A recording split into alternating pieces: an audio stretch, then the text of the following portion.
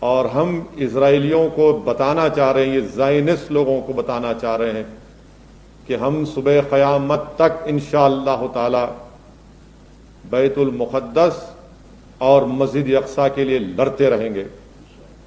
اور اگر کسی مسلمان کے دل و دماغ میں حرکت یا حرارت پیدا نہیں ہوتی مسجد اقصیٰ اور بیت المقدس کا نام سننے کے بعد، تو اس مسلمان کو اپنا محاسبہ کرنا پڑے گا.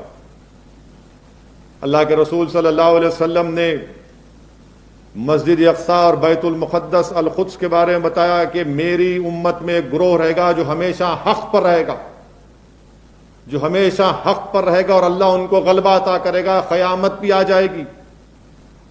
صحابہ نے پوچھا رسول اللہ صلی اللہ علیہ وسلم وہ جگہ کون سی ہے؟ تو رسول اللہ صلی اللہ علیہ وسلم نے فرمایا کہ وہ جگہ خود سے اور خود کے اطراف کی جگہ ہے. میرے عزیز دوستوں اور بزرگوں، بیت المقدس اور مسجد اقصیٰ ہمارے لیے قبلہ اول رہا ہے. اس کے تعلق سے اللہ کے رسول صلی اللہ علیہ وسلم نے فرمایا کہ جب قرب قیامت آخرت کا وقت آئے گا تو مسلمانوں کا سیاسی مرکز بنے گا، مسلمانوں کی قوت کا، طاقت کا مرکز بنے گا.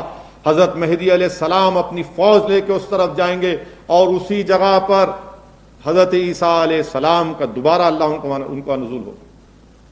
میرے عزیز دوستوں اور بزرگوں، تو مسجد اقصیٰ اور بیت المقدس، اس کی صیانت، اس کی حفاظت، اس کو آباد رکھنے کی ذمہ داری پورے مسلمانوں پر ہے، پورے عالم اسلام پر ہے. کیونکہ علماء اکرام نے بتایا کہ اللہ قرآن میں فرماتا ہے، مفسرین نے اس آیات کا ترجمہ اس طرح کیا کہ وہی لوگ اللہ کے مسجدوں کو آباد رکھتے ہیں جو اللہ پر اور آخرت پر ایمان رکھتے ہیں. تو مسجد اقصیٰ اور بیت المقدس کی حفاظت، اس کی صیانت، اس کو آباد رکھنے کی ذمہ داری مسلمانوں پر ہے، اور ہم مسلمانوں کی ذمہ داری ہے کہ ہم اس کی حفاظت کریں. اور یہ جو زائنسٹ لوگ ہیں، یہ جو اسرائیلی حکومت ہے جو مسجد اقصیٰ اور بیت المقدس کے تقدس کو پامال کر رہی ہے، اس کے خلاف ہم کو صدا احتجاج بلند کرنا ہے. ان کے ظلم پر ہم کو اپنی آواز کو اٹھانا ہے. ہم کو ہمارے فلسطین کے مجاہدین کے لیے دعا کرنا ہے کہ جو نامصائب حالات میں بھی اس مقدس جگہ کی حفاظت کر رہے ہیں. اور اللہ کے رسول صلی اللہ علیہ وسلم نے فرمایا کہ جو شام اور بلکہ جزیرۃ العرب کے کونے تک جو لوگ ان شہروں میں آباد ہیں، جو ان کے بارڈر پر رہتے ہیں، وہ محافظ ہیں، وہ مجاہد ہیں. اللہ کے رسول صلی اللہ علیہ وسلم نے فرمایا. میرے غیور نوجوانوں، حضرت ابراہیم علیہ السلام کی مزار مبارک اسی جگہ پر الخلیل میں. حضرت موسیٰ علیہ السلام نے دعا کی تھی، وصیت کی تھی کہ یا اللہ مجھے اس مبارک جگہ پر دفن کر دینا. یہ اس جگہ کی عظمت کا اس سے اندازہ ہوتا ہے. میرے عزیز دوستوں اور بزرگوں، حدیث شریف میں آیا کہ حضرت مہدی علیہ السلام جب اپنی فوج کو لے کر، کالے جھنڈے کو لے کر اس القدس کی طرف جائیں گے تو کوئی طاقت ان کو روکے گی نہیں، اور اللہ ان کو کامیاب اور کامران کرے گا. مفسرین اکرام، علماء اکرام نے بتایا کہ قرآن کریم میں 5 جگہ پر لفظ بارک نہ آیا تو یہ تمام القدس کے بارے میں اللہ ذکر کر رہا ہے، جس میں سورہ الاسراء میں، سورہ الانبیاء میں، سورہ آل عمران میں 5 مرتبہ القدس کے بارے میں برکت والی جگہ اللہ قرآن میں فرما رہا ہے. اور حدیث شریف میں آیا کہ اللہ کے رسول صلی اللہ علیہ وسلم نے ارشاد فرمایا کہ جو کعبۃ اللہ شریف میں عبادت کرتا ہے اس کو 1,00,000 نیکیاں کا ثواب ملتا ہے. جو بیت المقدس مسجد اقصیٰ میں عبادت کرتا ہے اللہ اس کو 50,000 نیکیاں اس کے کھاتے میں لکھتا ہے، مدینہ شریف کی مسجد نبوی کے ساتھ. میرے عزیز دوستوں اور بزرگوں، یہ جو جد و جہد، یہ جو جہاد اس سرزمین پر کیا جا رہا ہے، ہم تمام کو ان فلسطین کے ان جیالے نوجوانوں کو، ان فلسطین کے ان مجاہدین کی ان بہادر ماؤں کو سلام کرنا ہے جنہوں نے ایسے بچوں کو پیدا کیا جو ایسی ظالم حکومت سے آج بھی ٹکرا رہے ہیں. کیا آپ کو معلوم ہے نوجوانوں کہ 17 سال سے لے کر 45 سال تک کے کسی شخص کو نماز پڑھنے کی اجازت نہیں ہے القدس میں، مگر اللہ سلامت رکھے ان کے جذبے کو. اس اللہ کی زمین پر اگر کسی جگہ پر سب سے زیادہ شہداؤں کا خون گرا ہے اس کی عظمت کی بحالی کے لیے تو یہی جگہ ہے. صحابہ کرام سے لے کر نور الدین زنگی سے لے کر صلاح الدین ایوبی سے لے کر اس جگہ پر مجاہدین اپنا خون بہا رہے ہیں، شہید اپنا خون بہا رہے ہیں، اور ہم ان ظالموں کو پیغام دینا چاہ رہے ہیں کہ ہم صبح قیامت تک لڑیں گے، مقابلہ کریں گے، اپنی زبان سے کریں گے، اپنے جذبات سے کریں گے، ہمارا جتنا ایمان ہوگا اس کے لحاظ سے ہم بیت المقدس اور مسجد اقصیٰ کی بازیابی کے لیے لڑیں گے۔ تم لگاؤ، کتنے ببول کے جھاڑ لگاتے لگاؤ، مگر صبح قیامت تک یہ جو ہے جاری رہے گی۔ تم جتنے ببول کے جھاڑ لگاتے لگا لو، مگر یاد رکھو ہم مسجد اقصیٰ اور بیت المقدس کی بازیابی کے لیے ہم جدوجہد کرتے رہیں گے، کیونکہ قرآن نے ہم کو کہہ دیا کہ یہ ہماری ذمہ داری ہے کہ اس کو آباد رکھنا، اس کی حفاظت کرنا۔ میرے عزیز دوستوں اور بزرگوں، میرے غیور نوجوانوں،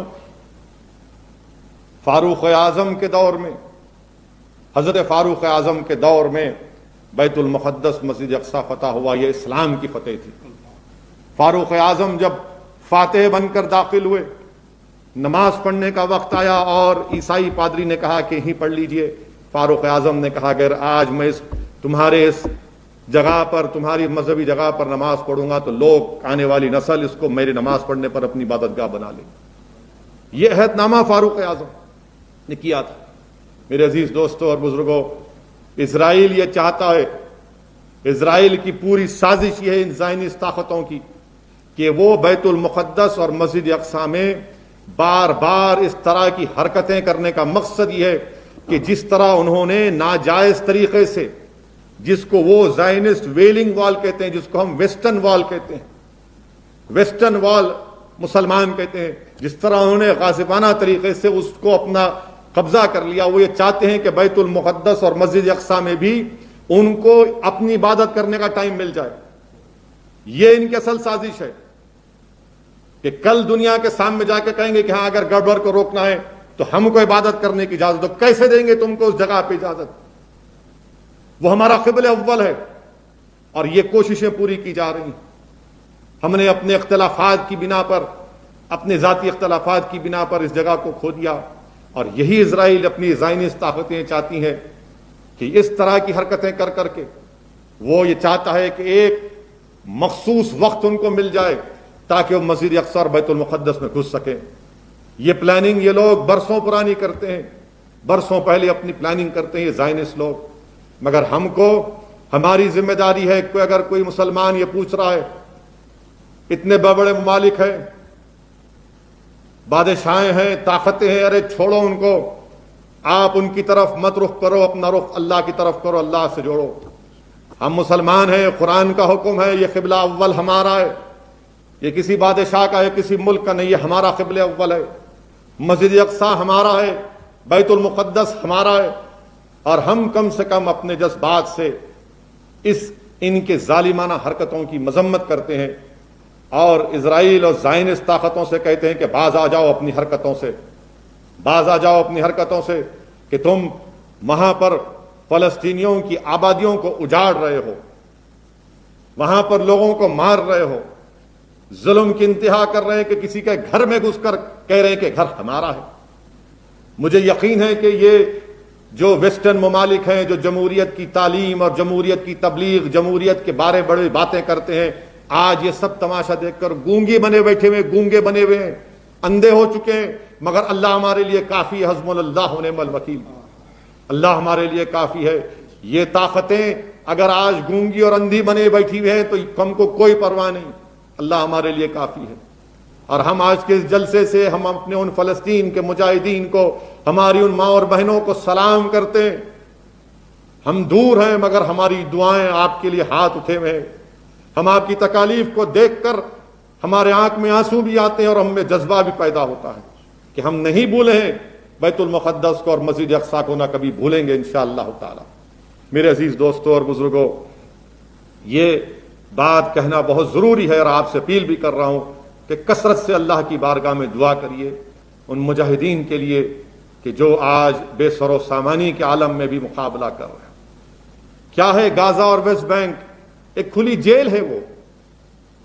غازہ اور ویسٹ بینک کیا ہے؟ مغربی کنارہ غازہ پٹی کا ایک کھلی جیل ہے، کھلی جیل ہے، مگر لاکھوں سلام ان فلسطینیوں کو جن کے حوصلے آج بھی بلند ہیں، ان کے حوصلے آج بھی بلند ہیں۔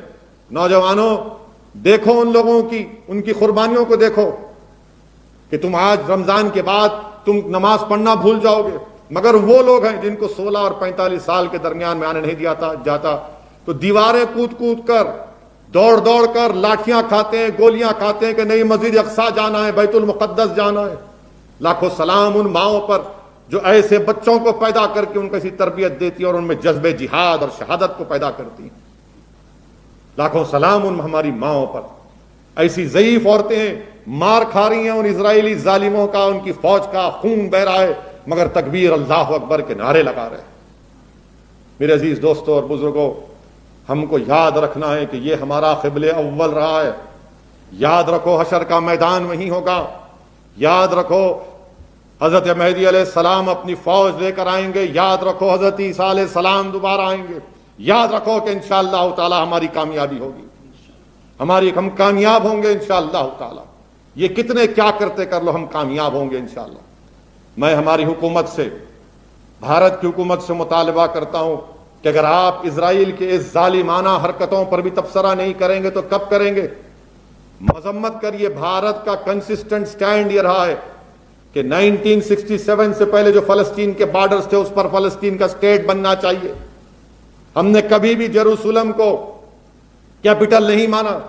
ہم بھارت کی حکومت سے مطالبہ کرتے ہیں کہ وہ ان کی اس حرکت کی سخت مذمت کریں، اور بحیثیت رکن پارلیمان، بحیثیت اس بھارت کے شہری کے مجھے اس بات کا پورا حاصل ہے کہ میں اپنے ملک کے وزیر اعظم سے، اس حکومت سے، برسر اقتدار جماعت سے، فارن منسٹر سے، فارن سیکرٹری سے مطالبہ کروں کہ کم سے کم زبانی طور پر آپ دکھائیے کہ آپ اس ظالمانہ حرکتیں جو اسرائیل کی فوج کر رہی ہے، جہاں پر غاصبانہ اپنے زور اور جبر پر زمین کو حاصل کیا جا رہا ہے، ہمارے بیت المقدس اور مسجد اقصیٰ کی حرمت کو پامال کیا جا رہا ہے، ہم اپنی حکومت سے مطالبہ کرتے ہیں کہ فوراً اس کا کنڈیم کریں۔ جس طرح آپ نے کل افغانستان میں سید الشہداء اسکول میں بامبنگ میں 50 معصوم بچیوں کی موت ہوئی، ہم نے اس کو کنڈیم کیا، اچھا کیا، مگر یہ بھی تو کرائم ہے، یونائٹڈ نیشن کے ریزولوشن ہے، کہاں گئے سب؟